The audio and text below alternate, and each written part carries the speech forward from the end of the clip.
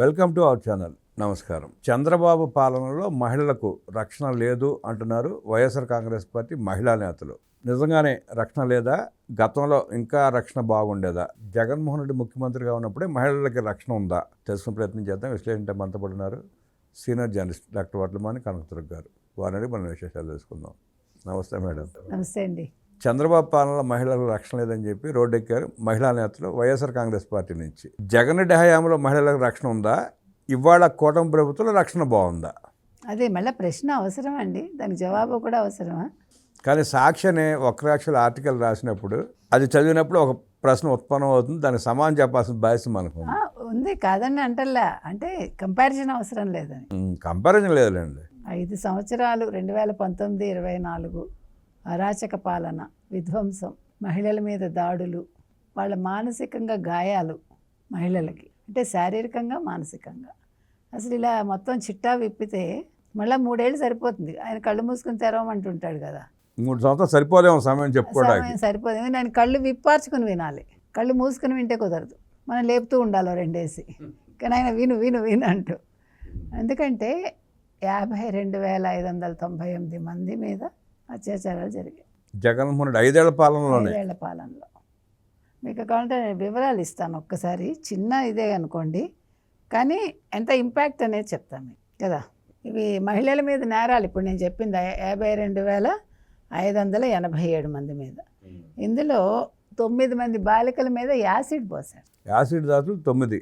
ఇంకా మీకు చెప్తాను, 32 మంది మహిళల మీద సామూహిక అత్యాచారాలు. ఐఎమ్ సారీ, ఇవన్నీ చదవాల్సి వస్తుంది, నాకు క్షమించండి అందరూ. 3,372 మంది మీద దాడులు, 14,430 మంది మీద గ్యాంగ్ రేపులు. అంటే మరీ డీప్గా వెళ్ళడానికి కూడా మనసు అప్పట్లేదు సార్. మాట్లాడడానికి చెప్పుకోవడానికి బాధగా ఉంది, సిగ్గుగా ఉంది, బాధగా ఉంది. మనం నాలాంటి వాళ్ళకి ఇంకా ఇబ్బంది. ఎందుకంటే ఏం చేయలేని చేతకాంతనం కింద కనిపిస్తుంది. అంటే మనది చేతకాంతనం కాదు, కానీ ఆ ప్రభుత్వాన్ని చేతకాంతనం, అప్పటి ప్రభుత్వాన్ని. వీళ్ళు ఇవాళ ఇలా జరిగింది, అలా జరుగుతోంది, పైగా మాకు మైనార్టీలు అంటే ప్రేమ, మైనార్టీలు అంటే అంత ప్రేమ అని మీకు తెలీదా? ఇంకా మీకు ఎస్సీలు 192 మంది, ఎస్టీలు, ఇలా నేను సంఖ్య చెప్పుకుంటూ వెళ్తే చాలా ఉంటారు. అబ్దుల్ సలాం కుటుంబం సామూహికంగా రైలు కింద పడి ఆత్మహత్య చేసుకుంది. వీళ్ళ వేధింపులు తాళలేక వక్ఫ్ బోర్డు ఆస్తుల్ని కాపాడండి అన్న పాపానికి ఇబ్రహీంని ఏం చేశారు అంటే, ఇది నేను మైనార్టీల గురించి చెప్తున్నా, ఎస్సీ ఎస్టీల గురించి చెప్తున్నా. మిస్బా అనే బాలిక, మిస్బా అనే అమ్మాయి ఏంటి పాపం, ఒక వైసీపీ నాయకుడి కూతురు కంటే ఎక్కువ మార్కులు ఈ అమ్మాయికి వచ్చాయని వేధిస్తే అమ్మాయి ఆత్మహత్య చేసుకోవాల్సి వచ్చింది. ఏమంటే తెలివితేటలు ఒకటి సొత్తా? నీకు డబ్బు ఉంటే తెలివి ఉంటుందా? ఒళ్ళోంచి చదవాలి. అమ్మాయి కష్టపడి చదివింది. తర్వాత మా అక్కని ఎందుకు వేధిస్తున్నావు అని అడిగినందుకు ఒక అబ్బాయిని పెట్రోల్ పోసి తగలబెట్టారు. అమర్నాథ్ గౌడ్ బాపట్ల. ఇప్పుడు భువనేశ్వర్ గారు చదివిస్తే 12th వరకు, ఇప్పుడు ఆ అమ్మాయికి ఇంజనీరింగ్ చేయిస్తున్నారు అనగాని సత్యప్రసాద్. అంటే మీరు వేధింపుల గురించి ఇప్పుడు వరుడు కళ్యాణికి డీటెయిల్స్ ఒకసారి పంపిస్తే. కొత్తగా వచ్చిందండి, అంతకుముందు ఎవరు మాట్లాడట్లేదు, ఇవన్నీ తెలిసి. అంటే తెలుసు కాబట్టి మాట్లాడలే. ఇప్పుడు కొత్తగా వచ్చింది, అబద్ధాలు చెప్పినా ఇంటర్లు అనుకుంటున్నారు. అదొకటే కాదు, అంటే ఏం మాట్లాడినా చెల్లుతుంది అనుకుంటుంది ఆవిడ. మీకు గుర్తుండే ఉంటుంది, వనిత అప్పుడు హోమ్ మినిస్టర్. ఆవిడ హోమ్ మినిస్టర్గా ఉన్నప్పుడు బాపట్ల అగాత్యం జరిగింది రైల్వే స్టేషన్లో. కామన్ గా జరిగేవే ఇవన్నీ. అవును అవును, అంటే రేపులు కూడా కామన్ గా జరుగుతూనే ఉంటాయి, పట్టించుకోవాల్సిన అవసరం ఉంది అన్నట్టు మాట్లాడింది ఆ రోజు ఆమె. మొన్న హరికృష్ణ తల్లి మాట్లాడినట్టు, మీరెవరు రేపులు చేయలేదా అన్నట్టు. అంటే ఎంత క్యాజువల్గా తీసుకుంటారు. ఏమంటే ఒకవేళ అక్కడ ఉండే ముష్టి మహిళల మీద, అంటే ముష్టి ఎత్తుకునే మహిళల మీద జరిగినా, ఎవరి మీద జరిగినా అరాచకమే, అఘాయిత్యమే. బికాజ్ ఆవిడ ఒక మహిళ అంతే. సో ఇలా మీరు చెప్పుకుంటూ వెళ్తే మొత్తం 5 ఏళ్లలో ఎన్ని అట్రాసిటీస్ అండి, అన్ని రకాలుగా. అటు కులపరంగా, మతపరంగా, మహిళలని, తర్వాత మనకంటే తక్కువ వాళ్ళని అన్ని రకాలుగా వేధించి 5 సంవత్సరాల మీ పాలనలో ఇవాళ ఒక ఇన్సిడెంట్ జరిగేసరికి, ఇప్పుడు రజనీ కొత్తగా బయటకు వస్తుంది సార్. రజనీ అంటే ఆవిడ అదే కాదు, లాయర్ ఎవరో ఒక ఆవిడ మొన్నటి వరకు జనసేన ఏదో ప్యాకేజ్ కుదిరి ఇక్కడికి వచ్చారు. ఆ ప్యాకేజ్ రజనీ, అసలు మీరు ఆ మాటలు వింటూ ఉంటే అసలు నవ్వాలో ఎడవాలో అర్థం కావట్లేదు. అంటే అలా ఎలా ఏమనాలి, ట్రాన్స్ఫార్మ్ ఇట్లాగా ఇక్కడి నుంచి ఇక్కడికి ఇట్లా మారిపోవటం అని. ఆనాడు వైఎస్ఆర్ కాంగ్రెస్ పార్టీని, జగన్మోహన్ రెడ్డిని, మహిళల మీద జరిగిన అగాత్యాలని, దాడుల్ని, యాసిడ్ దాడులు ప్రశ్నించింది ఆవిడే. ఎక్కడైనా దొరికితే అందరూ ప్లే చేసి వెయ్యాలండి అవి. ఎందుకంటే ఆవిడ ఇవాళ మాట్లాడుతుంటే అసలు ఆశ్చర్యంగా ఉంది నాకైతే. అసలు ఏంటి గుక్క తిప్పుకోకుండా మాట్లాడేస్తుంది అబద్ధాలు. నెల రోజులని అన్ని అట్లా ప్లేట్ ఫిరాయించి నెల కరెక్ట్గా ఇట్లా మీరు అన్నట్టుగా ప్లేట్ ఫిరాయించి అసలు ఎప్పుడు అసలు జగన్మోహన్ రెడ్డి ఇవాళ ఒక దేవుడు. అసలు జగన్మోహన్ రెడ్డి లాంటి గొప్ప వ్యక్తి లేడు. జీసస్ తర్వాత Jaganmohan Reddy. Money makes money things అని ఊరిలో ఇది అన్నారండి. ఊరికే అనలేదు సార్. అంటే ఒక మనిషిని అంటే ఇంత తొందరగా మార్చడం అనేది మనం ఇదే చూస్తున్నాం. అంటే మారిపోగలరు. ఇంకా మనలాంటి వాళ్ళు ఏదైనా మాట్లాడాలంటే ఆలోచిస్తాం.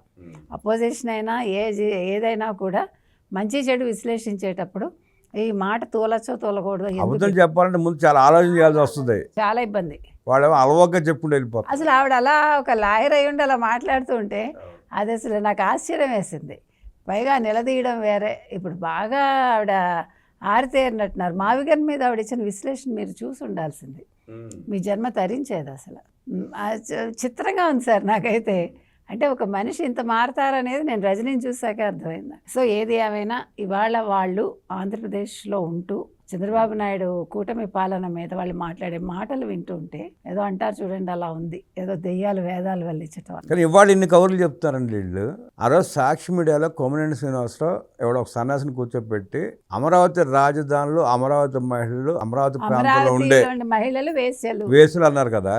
అప్పుడు ఎక్కడున్నారు వీళ్ళందరూ? అప్పుడు ఎందుకు మాట్లాడలేదు, ఎందుకు ప్రశ్నించలేదు? ఎలా ప్రశ్నిస్తారండి భలే వాళ్ళే. ఇప్పుడు భారతీరెడ్డి పేరెత్తి అని అంటే ఊరుకోమంటారు.